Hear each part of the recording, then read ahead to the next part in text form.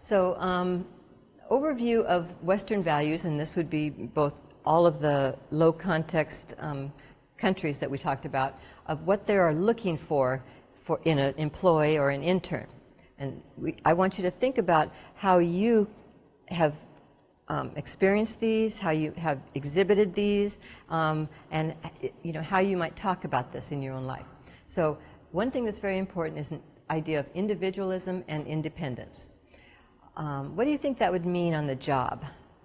What is a boss looking for when he says, I'm looking for someone who's an individual and very independent? Good, okay, someone who can deal with the problem by themselves. They don't have to run to the manager every time, okay.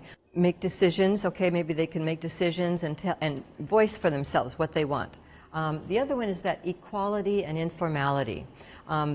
In Western countries, we do like, the management do like to get respect and to be known as the authority, but they don't like overly, oh, dear management, you are so good, you are so wonderful. It makes them uncomfortable. They would rather you approach them on a more equal basis. Hello, Mr. Jones, how are you today? And be able to talk more naturally. Informality, equality, knowing that they're not really better than you, it's just a title they have that will help the company run. But you are just as important as the rest of them, right? Can you see that?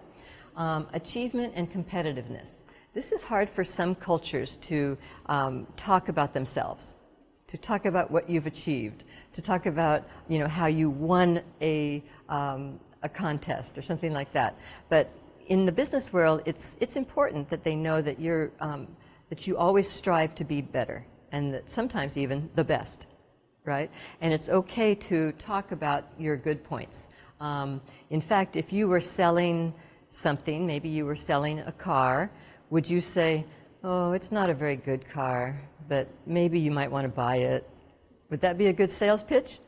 No. So if you talk about yourself in that way, I'm not very good at this. I learned early on when I was studying Chinese culture is, the United States, if someone gives you a compliment, you say, oh, thank you. I worked hard at that. Yeah, glad you noticed, okay? But in China, what I learned, and this was maybe old school, but I think you'll understand it, if somebody gave you a compliment, what should you say? Nali, nali. Nali, nali. Okay. Where, okay, no, that's not true. Okay, so kind of reduce your achievement, right? Okay, a little bit. So when you're applying or you're working with a Western company or in a Western culture, get used to saying, oh yeah, I did that. My team achieved, we won the second place or whatever it is. Whatever you did, be proud of your work and let them know that you are capable, okay? It's not bragging, bragging? Bragging's a bad thing. He's a braggart. It's not bragging if it's true. So you don't want to lie about your achievements, but if it's true, then it's not bragging, it's just telling the truth about yourself and your abilities, okay? Innovation and passion, and this is one that I think is especially true with Swedish companies, is that you can see how they've been changing and adapting and developing their company to fit the Chinese culture. And so they are always looking for the next innovation, the next big idea, the next change that they can make, okay? And they're going to be looking to their interns and employees to find that, okay? The manager's not going to go out and research it. He's going to let you guys do it, right? And then he's going to take it and say, oh, good idea, let's run with this, okay? And passion just means that you care. It's not a huge, it's not the love of my life, passion, but it's that I really care about my work. I care about doing what, and showing that you care about it, that you're interested in it, that you want it to get better. Now, I know IKEA is not your goal in life, working for IKEA, but every step in your career choices gets you closer to what your ultimate goal is, right? And if you do a good job here, you get good recommendations, you get other opportunities in your own field. Okay, I'm hoping to learn at least what your field of study is in your elevator pitches, because I know all of you are not in the same school, the same education track. So be sure to let us know what your goals are there, but then also bring it back to the company. And then directness and assertiveness. Directness we've talked about. Assertive, sometimes people get assertiveness mixed up with aggression, to be aggressive, right? Assertive does not mean aggressive. It doesn't mean mean and, you know, you're going to do it my way. Assertive just means that I'm willing to say how I feel, you know, say what I mean, okay? Just stand up if somebody says, oh, you can't do that job. Well, yeah, I think I could. I think I could do that, you know, and being willing to stand up for yourself a little bit. Okay, so these are some values that they might be looking for, and if you can think of some situations in your life where you've demonstrated these, then those would be the little pieces to pull into your elevator pitch, okay? Let's see. This is I just wanted to include this because it's tips for communicating. I think it would be true in the situation with IKEA as well, with the Swedish company, but I put this together initially for the US, for my students that had come there to study. So tips for communicating in the US. Ask questions. Don't be afraid to ask questions. My teachers used to say, there is no stupid question. You know, so, you know, because I want to help you learn. So ask questions and also ask for other people's opinions. If you want to make a good conversation with somebody, whether it's a friend from another country or it's a business partner, ask for their opinion. Westerners love to give their opinions. And then once they give their opinion, they're going to ask for yours. So don't be afraid to express your own opinions. And it does not have to agree with theirs. Maybe your experience has been a little different, so you could express your own opinion, right? Communicate directly. Take initiative.